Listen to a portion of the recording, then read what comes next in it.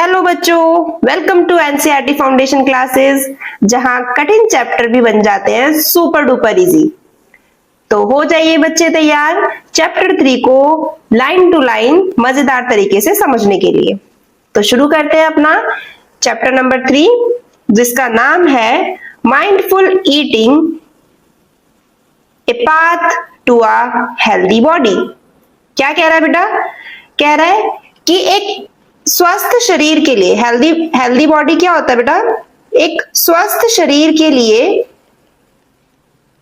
Mindful eating यानी कि स्वस्थ शरीर के लिए उचित आहार। क्या जो भी चीजें आप लोग खाते हैं वो आप लोगों की बॉडी के लिए अच्छी हैं? कभी कभी सुना होगा ना, आप किसी चीज को खाने की जिद करते हो, मम्मी पापा मना करते हैं कि नहीं ये नहीं खाना, ये आपकी बॉडी के लिए अच्छा नहीं है, इससे बीमार पड़ जाओगे। और आप लोगों को लगता है कि नहीं, वो दिलाने के लिए या वो आपको खिलाने के लिए मना कर रहे हैं। ठीक है, तो बच्चे आज हम सीखेंगे और आज हम समझेंगे कि क्यों आपके पेरेंट्स आपको बहुत सारी चीजें खाने के लिए रोकते हैं। ठीक है, और क्यों अच्छी अच्छी चीजें खाने के लिए आपको फोर्स भी करते हैं। तो चलिए आगे बढ़ते हैं इसी के साथ। इस चैप्टर में फिर से हमारे लिए एक श्लोक है, को अरुक को अरुक को अरुक। अब ये क्या है? को अरुक होता है बेटा कौन हेल्दी, कौन हेल्दी, कौन हेल्दी। हित बुक, मित बुक, ऋतु बुक। अब आपको नहीं समझ आएगा तो चलिए मैं आप लोगों के लिए एक्सप्लेन कर देती हूँ। नीचे वही इंग्लिश लाइन जो आपको दी है, who is healthy, who is healthy, who is healthy. One who eats food that is wholesome in moderate quantities and appropriate for the season, time and place. क्या बोल रहा है बेटा? बोल रहा है कि हेल्दी कौन है, कौन स्वस्थ है? वो स्वस्थ है जो खाता है क्या? होलसम। होलसम क्या होता है बेटा? पौष्टिक। पौष्टिक खाना खाता है मॉडरेट क्वांटिटीज में, यानी कि कैसे? सीमित मात्रा में। ऐसे नहीं, बहुत ज्यादा नहीं या बहुत कम भी नहीं, सीमित मात्रा में, जितना बॉडी को जरूरत है उतना। And appropriate for the season, time and place. और जो कैसा होना चाहिए बेटा? जो आपका किसके? सीजन, टाइम और प्लेस के अनुकूल होना चाहिए, अप्रोप्रिएट होना चाहिए, यानी कि उचित होना चाहिए। ठीक है, तो समझते हैं इन लाइनों को। कह रहे हैं कि जो इंसान, जो व्यक्ति समय के साथ सही पौष्टिक खाना और एक प्रॉपर मात्रा में खाना खाता है, ठीक है, सही टाइम पर, सही जगह पर और सीजन्स का ध्यान रखते हुए, वो ही होता है हेल्दी। ठीक है, तो आगे बढ़ते हैं। Medu and Misty read thought of the day on the school notice board every day. हर रोज मेदू और मिस्टी नोटिस बोर्ड पर लिखा आज का विचार पढ़ते हैं। टुडेज थॉट, अन्नेन जातानी जीवंती मेक्स दैम क्यूरियस। आज का जो विचार था बेटा वो क्या था? वो था अन्नेन जातानी जीवंती। जिसको पढ़कर उन लोगों के अंदर क्या हो गया? उन लोगों के अंदर फिर से क्यूरियोसिटी आ गई, यानी कि ये क्या है ना? Misty tells Medu that it's a Sanskrit saying which means food gives life to living beings. Misty ने मेदू को बताया कि ये संस्कृत में लिखा हुआ है, जिसका मतलब क्या है? जिसका मतलब है फूड जो है वो लिविंग बींग्स को लाइफ देता है। ठीक है बेटा, जो हमारा खाना होता है ना, वही हम लोगों को जीवन देता है, उसी की वजह से ही हम जी पाते हैं। Let us try to understand the significance of this thing.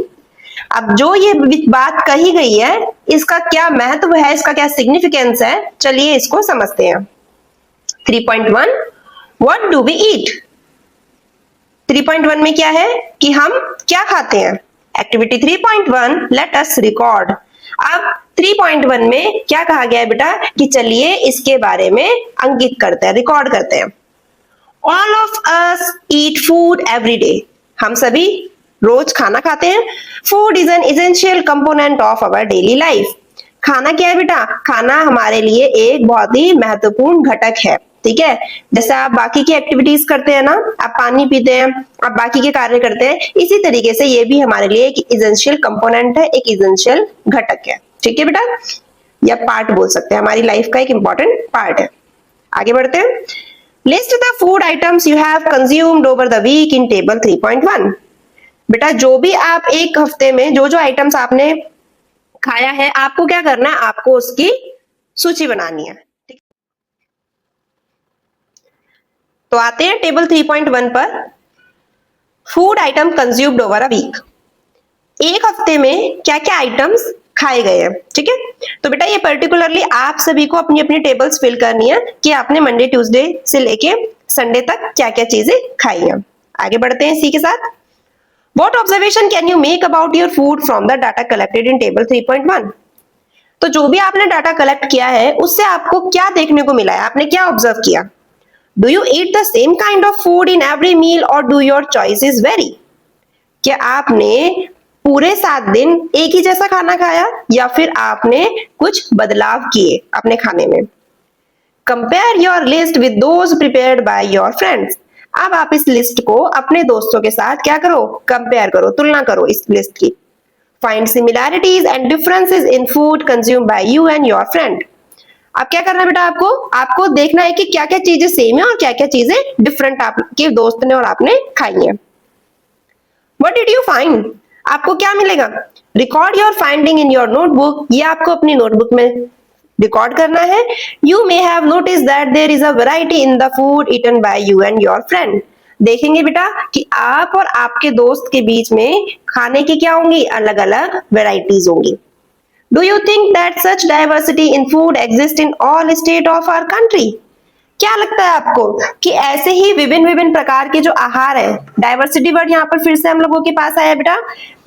जैसे आपने देखा होगा, मैंने चैप्टर 2 में बहुत अच्छे से एक्सप्लेन किया है। डाइवर्सिटी क्या है यहाँ पर? विभिन्नता। आप किसकी बात कर रहे हैं? अब हम विविधता की बात कर रहे हैं या विभिन्नता की बात कर रहे हैं? खाने की। ठीक है, खाने के विभिन्न विभिन्न प्रकारों की बात करेंगे।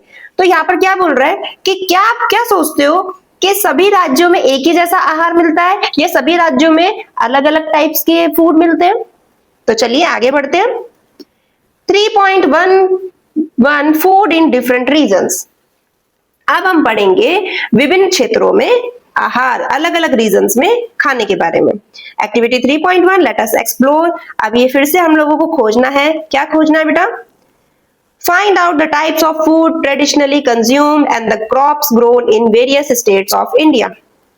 आप लोगों को एक्सप्लोर करना है, आपको देखना है कि जो भारत के अलग अलग राज्य है ना, उसमें पारंपरिक रूप से खाई जाने वाली और उगाई जाने वाली फसलों के बारे में लिखना है। ठीक है, You may refer to books in your library, search the internet and interact with your friends, families and neighbors to collect information. बेटा आप इस इंफॉर्मेशन को लेने के लिए अपने स्कूल की लाइब्रेरी का यूज कर सकते हो, इंटरनेट का यूज कर सकते हो और साथ ही आप अपने दोस्त, अपने रिश्तेदार या फिर अपने आस पड़ोस से भी इंफॉर्मेशन को इकट्ठा कर सकते हो। आगे बढ़ते हैं बेटा। In table 3.2, add more states and fill that collected data. A few examples are already given. अब टेबल 3.2 आपके सामने है, इसमें बहुत सारे स्टेट और उनके डाटाज आपको कलेक्ट करके दिए हुए हैं। ठीक है, जिसमें आपको भी नीचे एक स्टेट ऐड करना है। ठीक है, तो देखते हैं क्या है ये table. Table 3.2 some traditional food items in various states of India. बेटा ट्रेडिशनल होता क्या है? ट्रेडिशनल होता है कुछ परंपरागत चीजें, है ना। हर एक स्टेट की, हर एक राज्य की एक अलग परंपरा होती है। ठीक है, ट्रेडिशनल में यहां लिख देती हूँ एक परंपरा।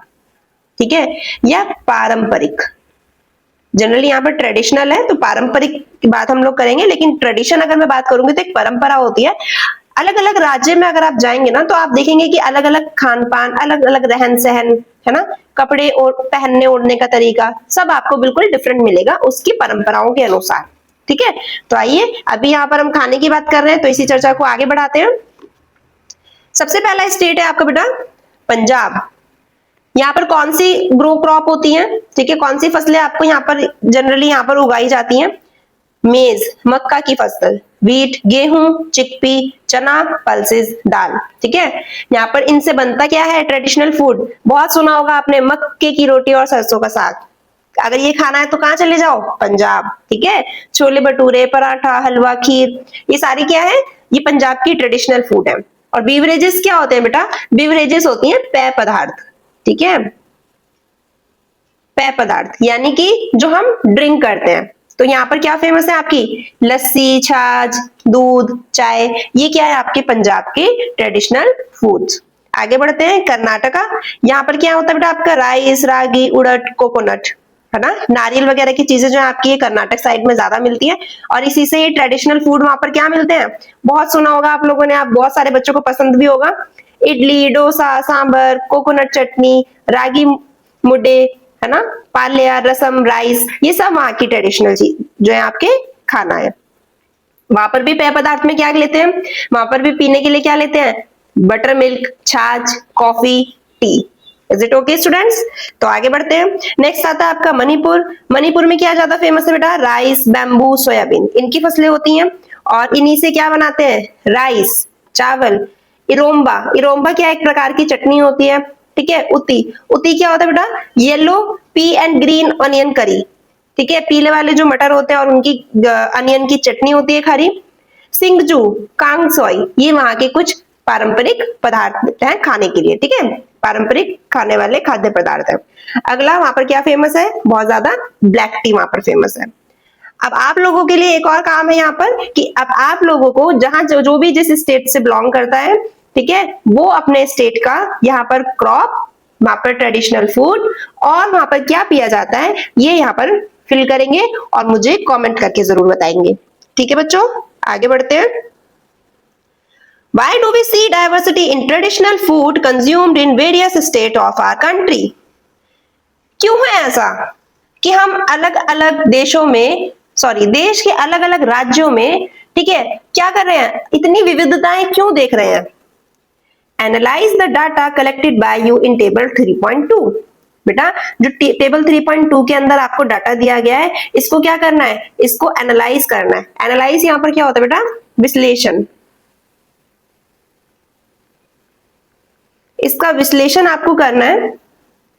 Are there food items that are common across states?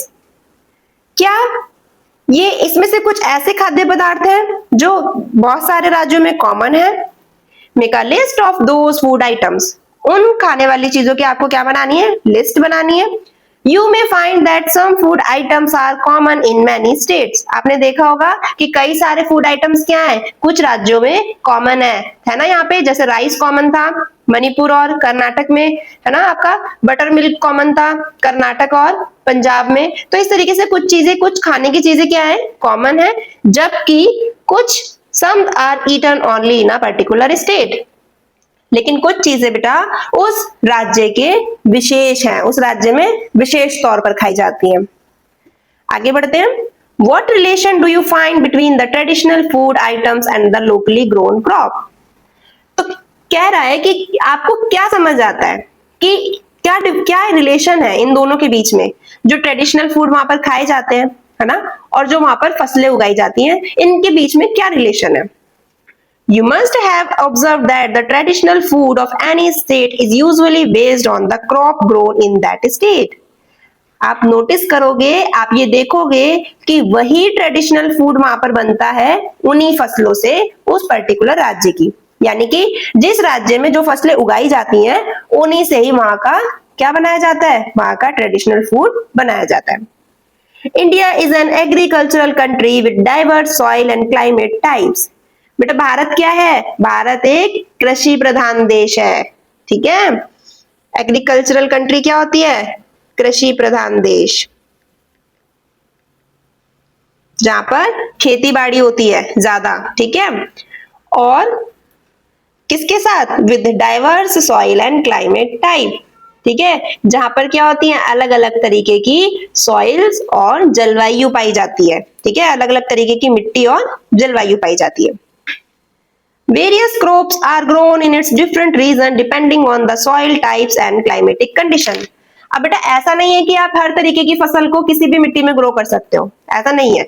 इसके लिए क्या करना पड़ता है? हमें अलग अलग जो सॉइल है, ठीक है, वो डिपेंड होती है किस पर? अलग अलग खेती बाड़ी के लिए, ठीक है। और ऐसे ही क्लाइमेट कंडीशन जो है ना बेटा, आपकी जो जलवायु है ना, जैसे कहीं पर ज्यादा गर्मी होती है, कहीं पर ज्यादा ठंड होती है ना, तो उसके बेसिस पर भी क्या होती है? आपकी अलग अलग फसलों को उगाया जाता है, ठीक है। आगे बढ़ते हैं इसी के साथ।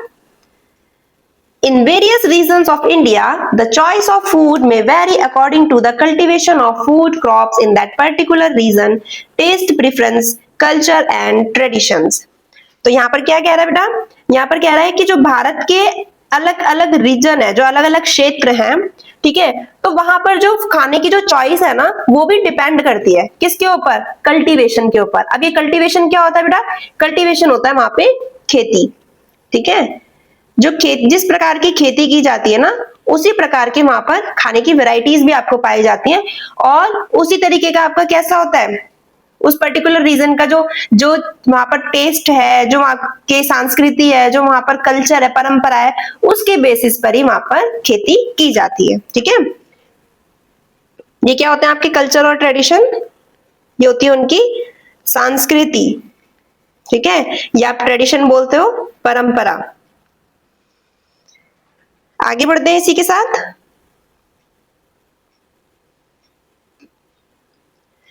3.12 how have cooking practice changed over time.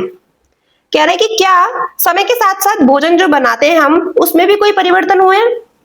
You have learn that food habits vary across state. आपने सीखा कि आपको पता चला, आपने सीखा क्या, कि जो खाना है वो अलग अलग राज्यों में अलग अलग तरीके का है।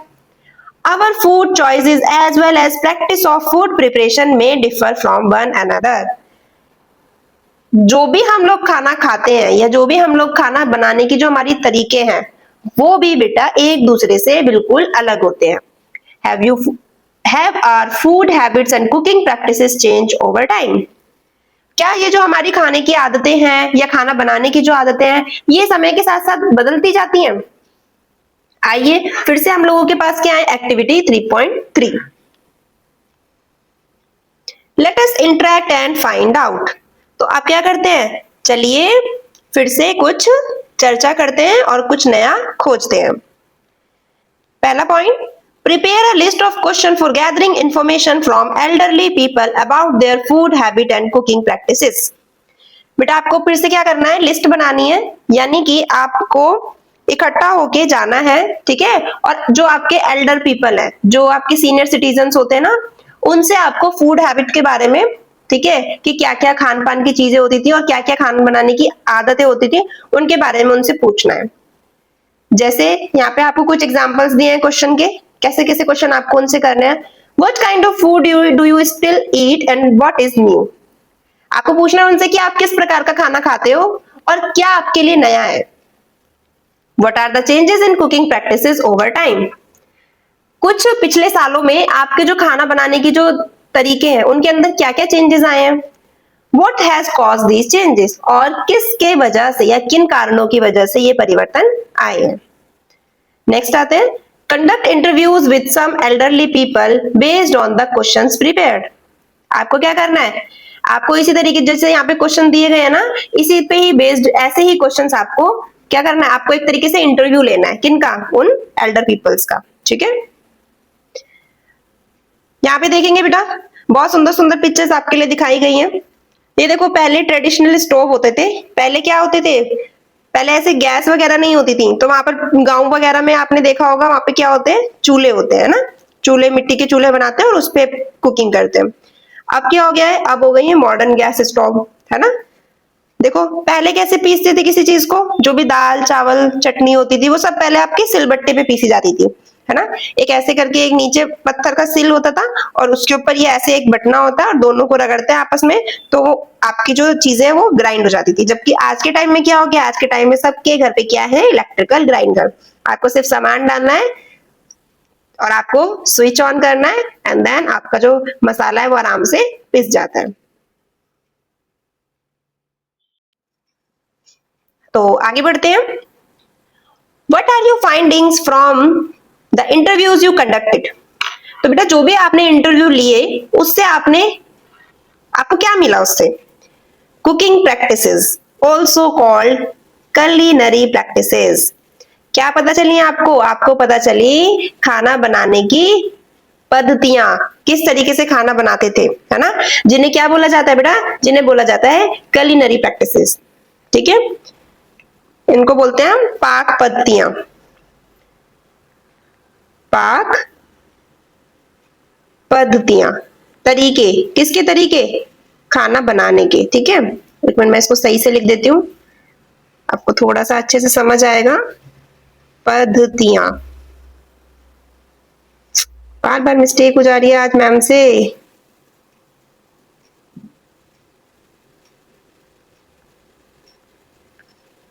या अब आपको अच्छे से समझ आएगा ये क्या है बेटा? पाक पद्धतियां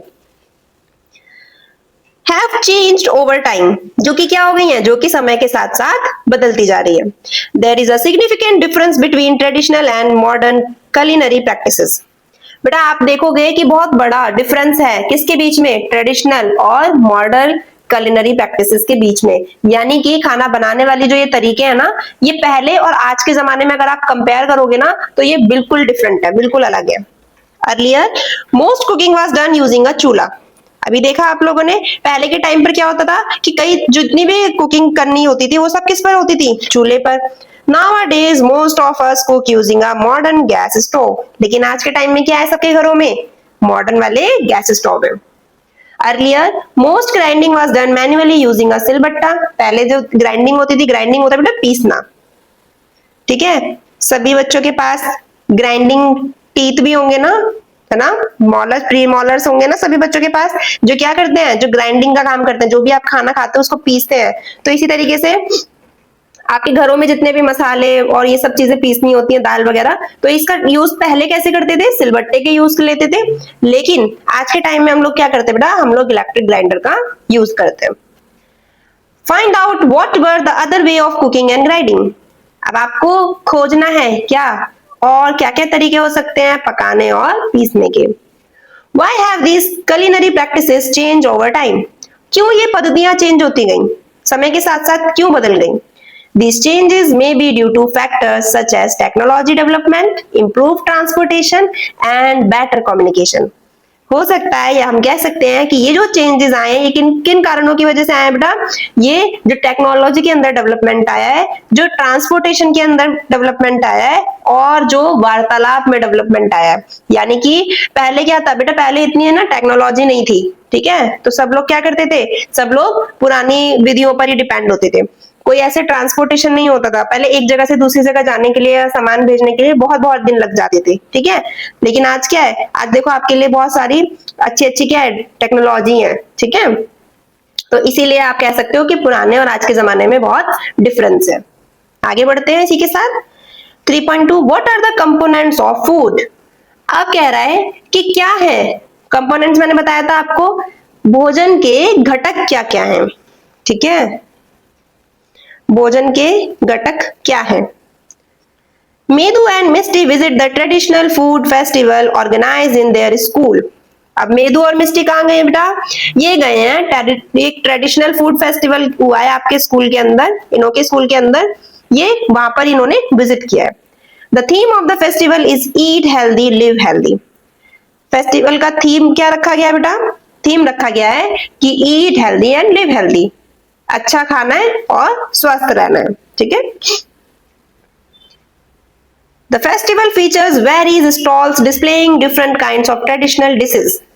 देखो बेटा ये फेस्टिवल अगर आप पिक्चर में देख रहे होंगे, थोड़ा सा आप लोगों को याद दिलाती हूँ। 14 नवंबर में आप लोगों के स्कूल में भी क्या करते होंगे? स्टॉल्स वगैरह लगती है ना बेटा। तो सब बच्चे क्या करते हैं? अलग अलग तरीके के खाना बना के लेके आते हैं, है ना, और फिर स्टॉल्स लगाते हैं, है ना। तो इसी तरीके का यहाँ पर भी इनके स्कूल में एक फेस्टिवल हुआ है जहां पर अलग अलग तरीके की ट्रेडिशनल डिशेस के लिए स्टॉल्स लगाई गई हैं। Dr. Poshita, a nutritional expert, explains to student the health is the ultimate wealth. Doctor Poshita है बेटा, जो क्या है? न्यूट्रिशनल एक्सपर्ट हैं, जो पोषक तत्वों के बारे में बहुत अच्छी जानकारी रखती हैं। वो बच्चों को क्या बता रही हैं? वो बता रही हैं कि health is the ultimate wealth. स्वास्थ्य, जो आपका स्वास्थ्य होता है ना बेटा, ये स्वास्थ्य ही क्या है? आपका धन है, सबसे बड़ा धन है। बेटा देखो आपके पास सारी चीजें हैं, है ना, लेकिन आप प्रॉपरली वॉक नहीं कर पा रहे हो, आप बीमार रहते हो। आपके पास पैसे हैं, आपके पास टॉयज हैं, आपके पास अच्छी अच्छी किताबें हैं, लेकिन अगर आप बीमार हो जाते हो ना, तो आपको कुछ भी करने का मन नहीं करता। आपको लगता है कि बहुत ज्यादा वीक हो गए हैं, आपकी बॉडी अच्छे से परफॉर्म नहीं करती है, आप अच्छे से खेल नहीं पाते हो, पढ़ नहीं पाते हो। तो आपको बाकी एक्टिविटीज करने के लिए क्या होना पड़ेगा? आपको बाकी एक्टिविटीज करने के लिए बेटा हेल्दी होना पड़ेगा। और हेल्दी आप कैसे होंगे? हेल्दी होंगे आप अच्छा खाना खाने से, पौष्टिक खाना खाने से। तो ठीक है, तो ध्यान रखना है इस स्टेटमेंट को कि health is the ultimate wealth. आगे बढ़ते हैं इसी के साथ।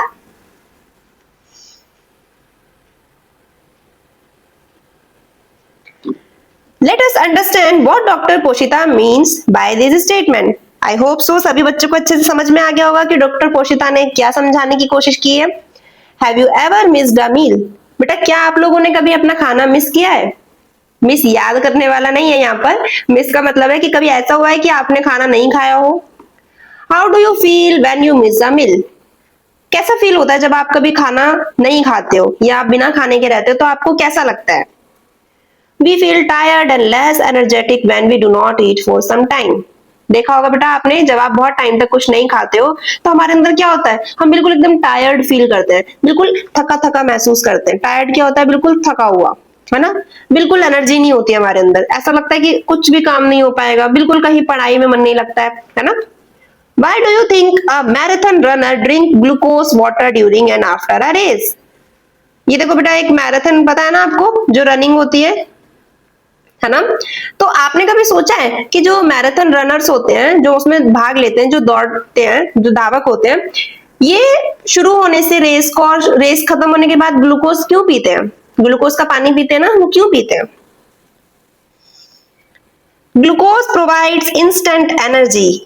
क्यों बेटा? क्योंकि जो ग्लूकोज है वो क्या करता है, वो आपके शरीर को एकदम से एनर्जी देता है। Glucose is an example of a carbohydrate. और ग्लूकोज किसका एग्जाम्पल है? ग्लूकोज एग्जाम्पल है कार्बोहाइड्रेट का। अब ये कार्बोहाइड्रेट होता क्या है बेटा? Carbohydrate are one of the primary sources of energy in our diet. यानी कि कार्बोहाइड्रेट जो है बेटा हमारी डाइट में सबसे पहला ऐसा सोर्स है जो हमें एनर्जी देता है। ठीक है, अब ये कार्बोहाइड्रेट होता है किस किस में है?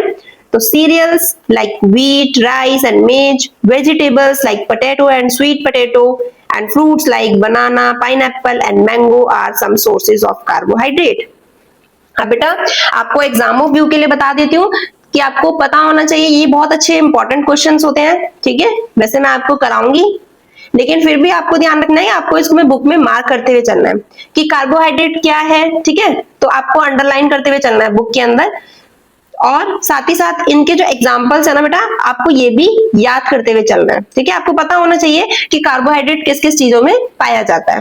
ठीक है, तो देखते हैं कार्बोहाइड्रेट किस में होता है बेटा। ये देखो इधर बहुत सुंदर सी पिक्चर बनी हुई है, पिक्चर आप देखोगे तो आपको बहुत जल्दी याद होगा, है ना? तो गेहूं, चावल, बाजरा, शकरकंदियां, आलू, गन्ने, बनाना, अनानास, मैंगो, मेज, इन सब के अंदर क्या होता है बेटा? आपका कार्बोहाइड्रेट। तो इसका मतलब क्या है? इसका मतलब ये है कि क्या हम ये सब चीजें खाते हैं तो हमारे अंदर जल्दी से एनर्जी आ जाती है? बिल्कुल। कभी देखा आप लोगों ने, जब आप लोग बाहर से कहीं से आते हो, आपको थका थका फील होता है, घर में आपको बनाना होता है या मम्मी आपको बनाना खाने के लिए देते हो, आप एकदम से ऐसा एनर्जेटिक फील करते हो, है ना? किसकी वजह से? क्योंकि उसमें क्या प्रेजेंट होता है? कार्बोहाइड्रेट। आगे बढ़ते हैं। Do you know that common sugar is also a type of carbohydrate? क्या आप जानते हो जो आप सामान्य चीनी जो आप खाते हो वो भी एक क्या है? कार्बोहाइड्रेट का ही टाइप है। Why do you think we prefer to have laddus as a part of our traditional diet in winters? सभी को पता होगा कि सर्दियों के अंदर हम लोग क्या ऐड करते हैं अपनी डाइट में? हम लोग लड्डू जरूर ऐड करते हैं ना। जो पुरानी नानियां होती हैं, दादी होती हैं, ये सब क्या करती हैं? सर्दियों में लड्डू बना के रखती हैं। मम्मी अभी आजकल बना के रखती हैं। तो क्यों खाने चाहिए लड्डू? क्या है ये लड्डू, है ना? चलो देखते हैं इसके बारे में। बेसन और wheat flour and ghee are among the main ingredients of laddu along with gond, nuts and seeds. Ghee and various kind of oils are grouped under another kind of food component which is called fat. क्या होता है बेटा? जो आपके घर में बेसन वगैरह होता है ना, बेसन हो गया, आटा हो गया, घी हो गया, इन सबको मिलाकर किसके साथ? गोंद। अब गोंद ये मत समझने लग जाना मैम वही ना जो हम लोग कॉपी पेस्ट करते हैं, नहीं बेटा। गोंद ये होती है, देखो इधर मैं आपके लिए एक पिक्चर लेकर आई हूँ, ये होती है गोंद। इसको क्या करते हैं? इसको फ्राई कर लेते हैं ना, तो एकदम बिल्कुल जैसे पॉपकॉर्न आपके पॉपअप हो जाते हैं ना, बिल्कुल ऐसे ही ये भी फूल जाती है। फिर इन सबको ग्राइंड करके क्या करते हैं? घी वगैरह के साथ मिलाकर अच्छे गोल गोल लड्डू बना के रख देती है मम्मियाँ। ठीक है, जो आप लोग जनरली सर्दी में खाते हो। तो क्या है, कह रहा है कि जो घी है और इसी तरीके के अन्य तेल वाले जो पदार्थ है, ठीक है, जो हम अपने खाने में मिलाते हैं, इन्हें क्या बोला जाता है बेटा? जनरली ये किस में आते हैं? ये होते हैं आपके फैट, ठीक है। हिंदी में से क्या बोलते हैं? ये होते हैं आपकी वसा। तो आते हैं अगले पैराग्राफ पे। Sources of fat can be from plants और एनिमल्स। अब ये फैट आता कहां से है? इसके स्रोत क्या है? इसके सोर्सेज क्या है? तो बेटा ये आपको प्लांट से भी मिल सकता है और एनिमल से भी मिल सकता है। कैसे? आगे देखते हैं। Nuts such as ground nuts, walnuts, coconuts and almonds and seeds such as pumpkin seeds and sunflower seeds are some sources of fat।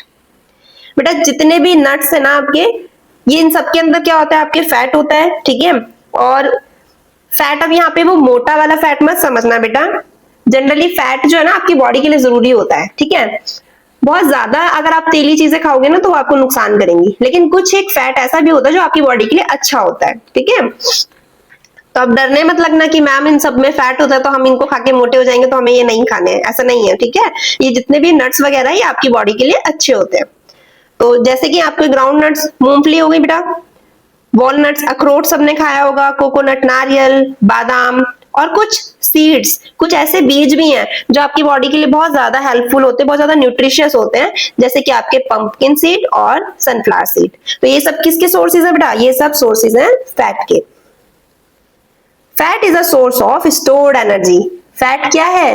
ये बेटा जो आपकी बॉडी के अंदर स्टोर रहती है ना एनर्जी, उसके सोर्स है, ठीक है। एनर्जी स्टोर करने का एक सोर्स है क्या? आपका फैट। अब देखो इधर एक बच्चा है, पता नहीं ये क्या सोच रहा है, क्या देखते हैं जरा क्या कह रहा है ये। Yes, my grandma told me that laddus rich in ghee and nut provide energy to keep us warm। तो हम लोग सर्दी में ये लड्डू क्यों खाते हैं? कह रहा है कि हाँ, क्योंकि मेरी दादी बताती हैं कि जो लड्डू हैं वो हम लोगों को क्या करते हैं? हमें गर्म रखने में मदद करते हैं। क्यों? क्योंकि उसके अंदर क्या प्रेजेंट होते हैं बेटा? उसमें प्रेजेंट होता है घी और बहुत सारे नट्स। आई होप सो सबको अच्छा लग रहा होगा चैप्टर और समझ आ रहा होगा अच्छे से। मुझे कमेंट करके जरूर बताइएगा कि आपको चैप्टर अच्छा लग रहा है या नहीं, ठीक है। आगे बढ़ते हैं।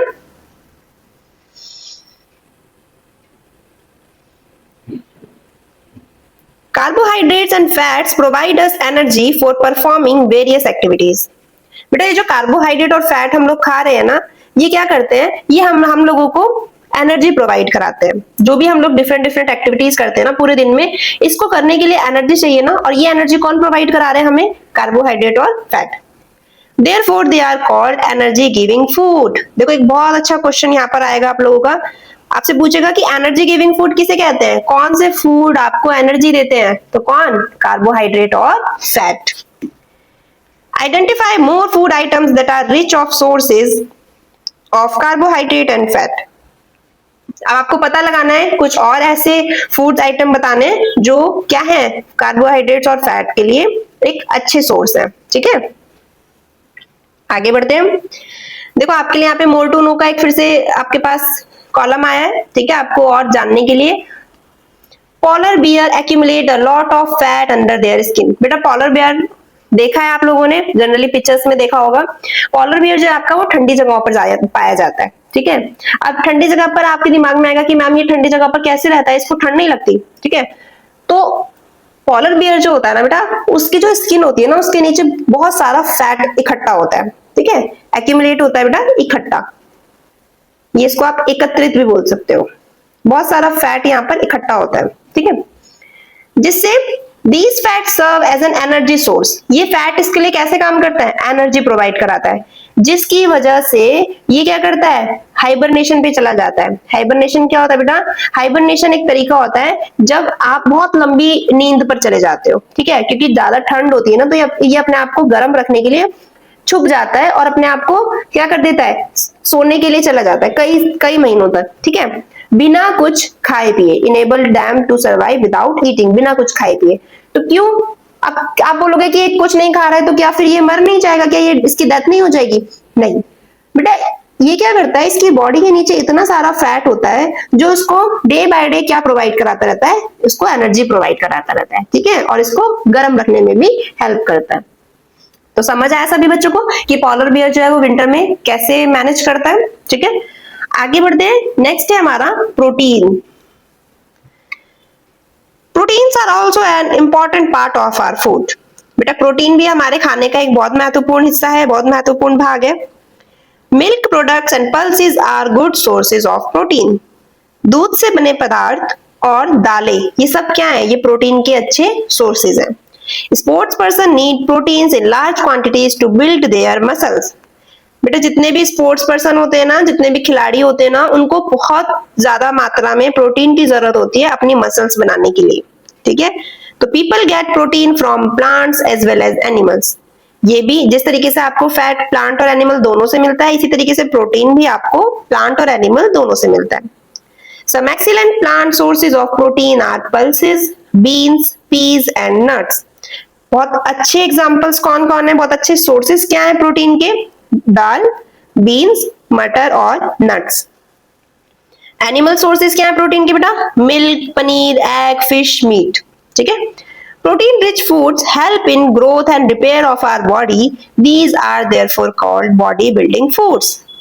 फिर से एक और इंपॉर्टेंट बात आपके लिए यहाँ पर आई है कि जो प्रोटीन है ना बेटा, प्रोटीन भरपूर जो खाना होता है ना, वो आपके बॉडी को ग्रो करने में हेल्प करता है और रिपेयर करता है। जनरली जब हमारी बॉडी के अंदर क्या होती है, देखो जैसे ऐसा है ना कि कुछ हमारे शरीर के अंदर हमारी जो मसल्स हमारी बॉडी के बाहर कोई टूट फूट होती है, तो हम लोग क्या करते हैं, पट्टी वगैरह करके, है ना, या दवाई वगैरह लगा के उसको सही कर लेते हैं। लेकिन जो हमारी मसल्स की इंजरी होती है, जो हमारी बॉडी के अंदर की इंजरी होती है, उनको कौन रिपेयर करने का काम करता है? उनको रिपेयर करता है आपका प्रोटीन, ठीक है। तो इसीलिए इसको क्या बोला जाता है? इसको बोला जाता है बॉडी बिल्डिंग फूड। तो हमने दो चीजें पढ़ी हैं। हमने क्या पढ़ा? Energy giving food. कौन है एनर्जी गिविंग फूड? ये आप लोग मुझे बताएंगे।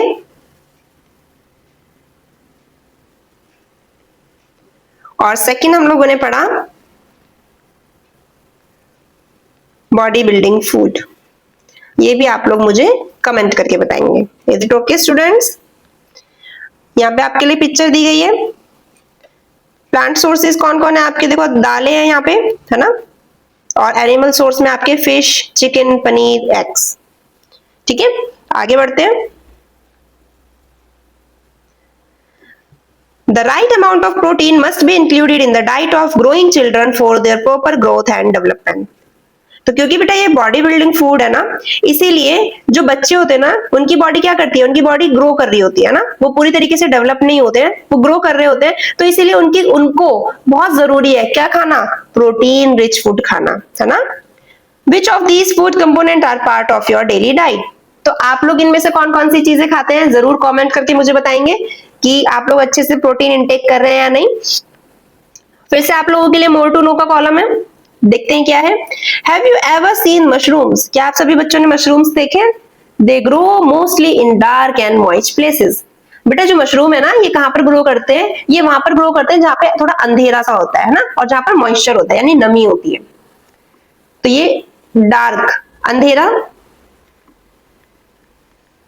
है ना, और जहां पे मॉइस्ट होता है, थोड़ी नमी होती है ना, वहां पर ये ग्रो करते हैं। Edible mushroom are good sources of protein. देखो हर कई तरीके की वैरायटी होती है मशरूम की, लेकिन हर तरीके के मशरूम्स हम लोग नहीं खा सकते हैं। देखो आपको जो पिक्चर दिख रहा है ना, इस तरीके के मशरूम जो आपके लिए क्या होते हैं? एडिबल होते हैं। एडिबल मतलब खाने योग्य, ठीक है।